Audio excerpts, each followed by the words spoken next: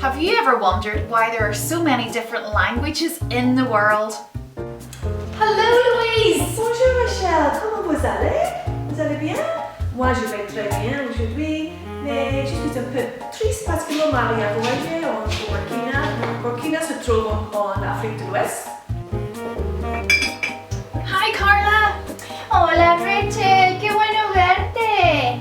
Estoy tomando té, ¿quieres un poco? No, bueno, yo voy a tomar un poco de té. Oh, ¿dónde se fue Rachel? Rachel, ¿estás ahí? Rachel se ha ido. Oh good, it's you! You would not believe the week I've had. Welkom in de dierkinder rangeling staat zijn bij dan Kilksima. Hast du een boek geslagen? There really are so many different languages in the world today. Would you believe me if I told you that many years ago there was only one language?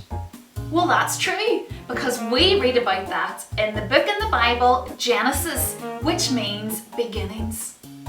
When God made Adam and Eve, they spoke the one language, as did their children, and their children's children, and so on.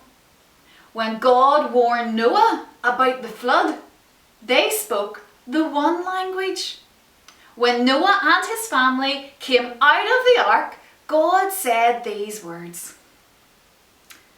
"Be fruitful and multiply and fill the earth." God had made a big, beautiful world, and He wanted everyone to spread out, to enjoy it, and to praise Him. Years after the flood, there was a lot of people in the world, but they did not do what God had asked them to do.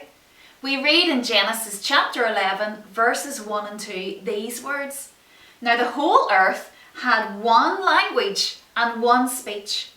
And it came to pass, as they journeyed from the east, that they found a plain in the land of Shinar, and they dwelt there." The people thought that this would be a perfect place for them all to live. They did not listen to what God had said. So the people got to work, and they made themselves bricks. And Shinar was a place that had oil, and that meant that they were able to get tar, and the tar stuck the bricks together. They started to build higher and higher. They were building a big, tall tower, and they wanted this tower to reach the heavens. They wanted to be the best. They wanted to be so clever. But God wouldn't want that. God wants us to honour Him and not ourselves. The tower was amazing. It would have been the first skyscraper ever built. It went on and on and on. Wow, that's big. What would God think of this super building project? The Bible tells us that to the builders it looked enormous, but to God it did not. God was displeased that the people refused to obey Him. He had told them to go and spread out all over the world, but yet they chose to do their own thing. God could see the pain and the difficulties that these choices would bring on them. Boys and girls, when you choose to disobey God, it makes Him sad. He wants you to always trust His ways and His plans because He is wise and His ways are always right. God took action, and one day everything changed.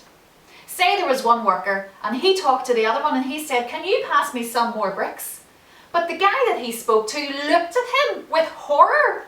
What's this he's saying? He couldn't understand.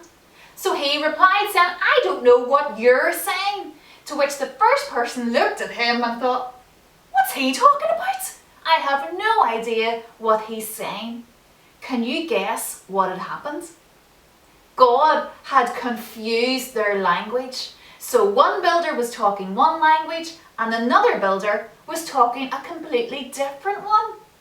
Well, this made the building work impossible. They were getting short-tempered and frustrated with each other. So do you know what happened? They simply gave up.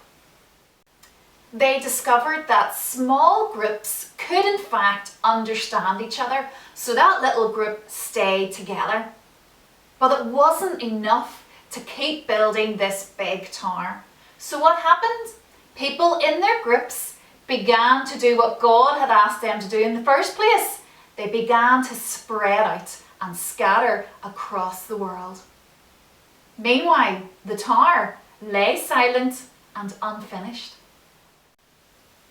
And so the people spread throughout the world, taking their different languages with them. And that is why we have so many different languages today. In fact, there's over 7,000 languages in the world. The people all those years ago had tried their very best to disrupt God's plan and do their own thing. But God's plans are always right. And God is still in control no matter what other people do. And God will always deal with people who don't trust in Him and go their own way. Today, boys and girls, do you know God in this special way? Do you follow the plans He has for you? Or do you still turn against Him? You can trust in Him by turning from the wrong things in your life, asking Jesus to take away it all and putting Him number one. Boys and girls, God loves you and He wants the best in your life. His plans will always come. I hope today that you will trust in Him.